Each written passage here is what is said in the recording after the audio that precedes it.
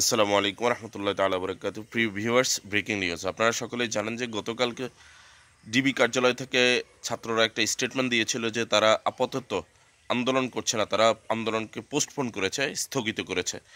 কিন্তু আমরা দেখেছি যে এর ২-৩ ঘন্টা পরেই ছাত্র আন্দোলনের যারা সমন্বয়ক আছেন তারা বিভিন্ন ভিডিও বার্তায় তারা বলছেন যে ডিবি কার্যালয়ে তাদেরকে নাকি জিম্মি করেও স্টেটমেন্ট দেওয়া হয়েছে।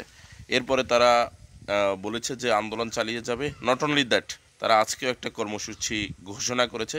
বিকাল ৩টায় তারা সেই কর্মসূচি পালন করার জন্য সিদ্ধান্ত নিয়েছে। যাই হোক, বাংলাদেশের যে পরিস্থিতি, সেই পরিস্থিতিতে আমরা দেখছি যে একটা ভয়াবহ পরিস্থিতি এখনও বিরাজমান আছে। তো আমরা প্রশাসনের দৃষ্টি আকর্ষণ করছি, প্রশাসনের যারা আছেন আপনাদের দৃষ্টি আকর্ষণ করছি, দয়া করে আপনারা কোনো ভাইয়ের বুকে গুলি চালাবেন না। আর আন্দোলনকারীরাও যেন কোনো সহিংস আন্দোলন না করেন, তারা যেন শান্তিপূর্ণ আন্দোলন করেন, তাদের প্রতিও আমরা এই রিকোয়েস্ট করছি। আল্লাহ রব্বুল আলামিন সবাইকে হেফাজতে রাখেন, আমিন।